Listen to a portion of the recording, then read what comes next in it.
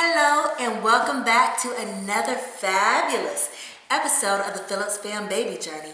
If this is your first time, congratulations!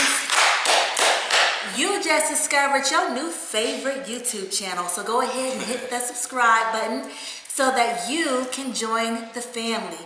We drop new episodes every Sunday, and who is we? I am Requill. I'm Derrich. Ain't my husband fine, y'all? AKA my baby daddy.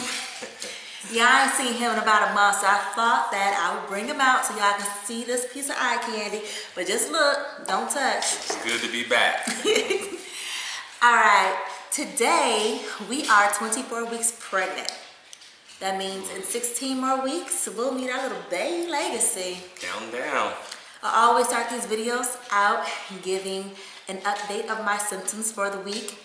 Don't have a ton, but last week I did a video where I gave some pretty funny and gross symptoms of being pregnant, so make sure you check it out because it's quite funny because I keep it all the way real. But I do have a new symptom this week, and it is pregnancy insomnia.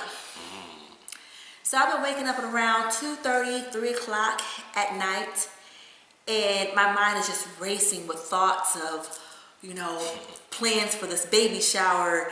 How are we going to, take care of this baby once she gets here? Child care, all type of things. Stressing about stuff I have to do at work. And then I fall back to sleep around 5 o'clock. But my alarm goes off at 5:30, so I be exhausted throughout the day. By the time I make it home from work, I'm ready to go to sleep. One of my girlfriends gave me a call at 8:30, and I answered the phone, and she's like, "What'd you sleep?" I was like, "Girl, yes, I was knocked out." So I've been going to sleep a lot earlier because of that. Insomnia hasn't hit me yet. I've been sleeping soundly. And I'm sure he'll continue when the baby born too. Since his nipples are useless and he can't breastfeed that baby. So you're gonna put me to work doing something. But this week's video, we are getting into a little bit of a child care discussion.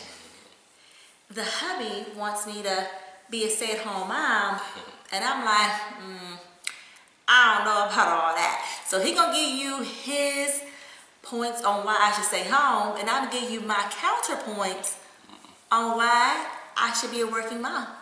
All right, let's get into it.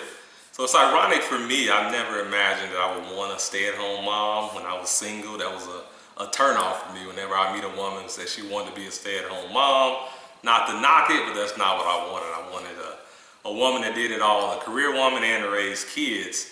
But as we get closer to having children, I realized that there's trade-offs with having a career and raising kids. So my point number one, as far as why I want her to stay home, at least during the early years, is no one's going to care for a child better than their mother.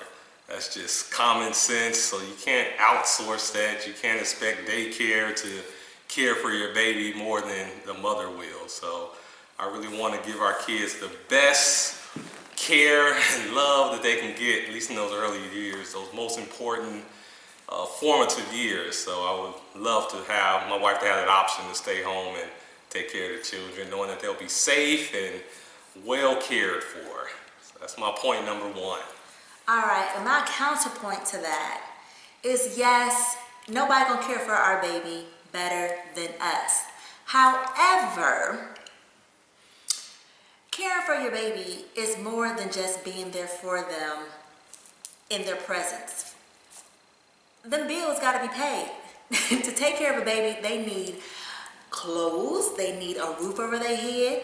Even though I plan to breastfeed, I still got to pay for, the stuff that's associated with that, breast pumping bags and freezing it. There's costs associated with the baby. So 2 incomes will be better than 1 when it comes to caring for this child. I do not know one single black stay-at-home mom. So it's something that I just have not seen. My mother worked, my grandmother worked. It's a whole foreign concept to me. Now, granted, I am not knocking any woman who is stay-at-home mom or anybody who go to work. That's your personal decision. But I'm just saying it's something that I have not seen, and I just can't wrap my pretty little head around staying at home all day taking care of the baby. I'm like, okay, after I feed them, I clothe them, give them their bath, play with them a little bit, then what do I do for the rest of my day? You figure it out.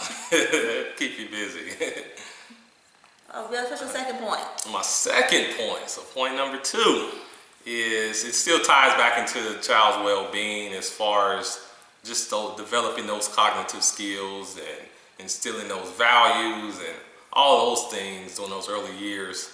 I still think a mother is best suited to do that. You can't really outsource that to daycare to expect them to instill those values on a daily basis that a mother would do if she was a stay-at-home mom.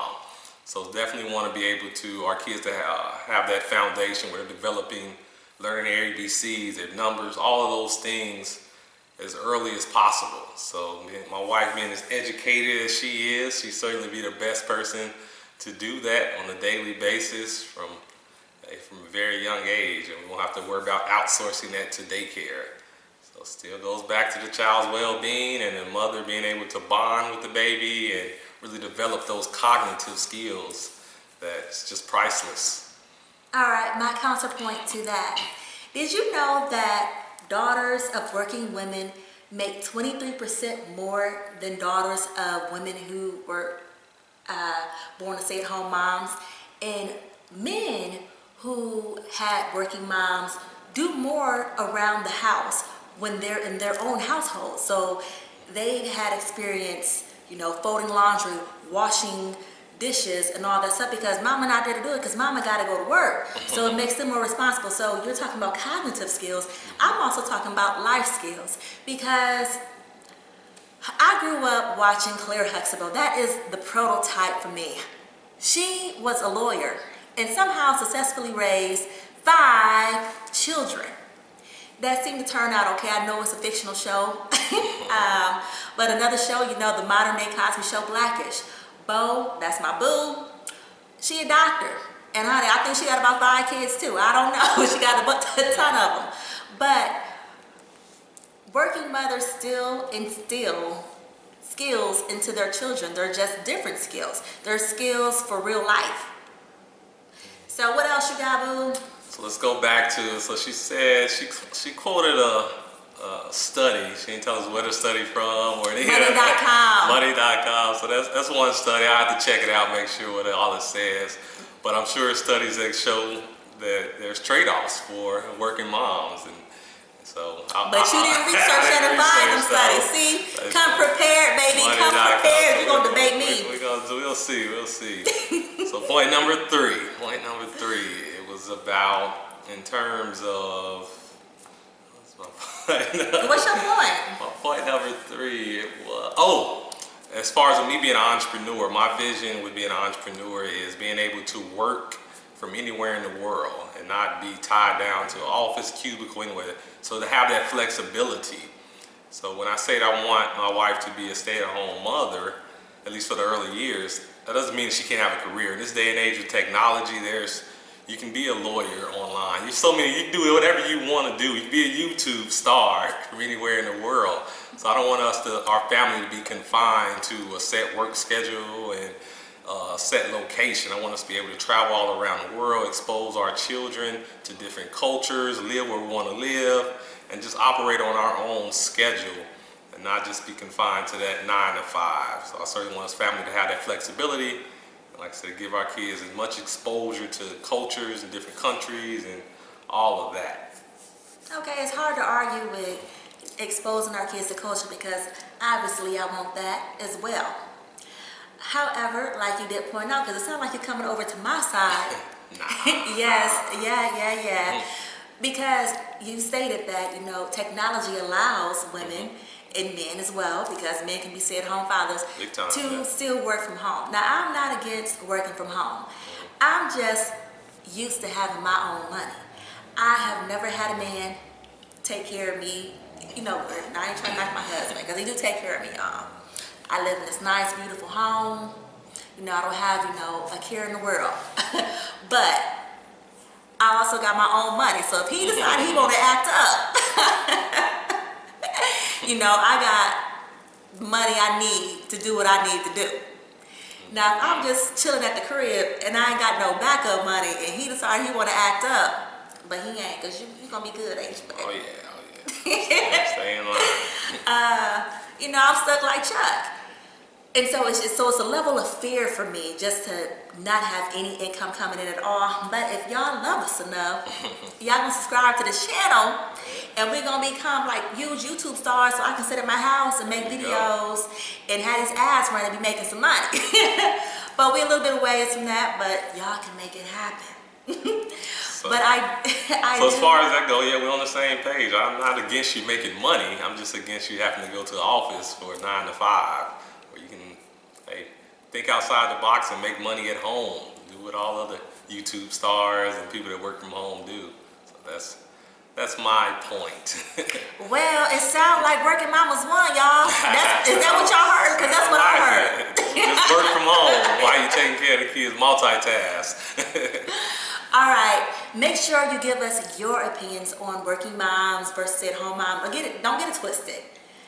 You know, I'm planning to take my full maternity leave, and it's a possibility that once the baby get here, I may feel a certain way, like I don't want to go back to work.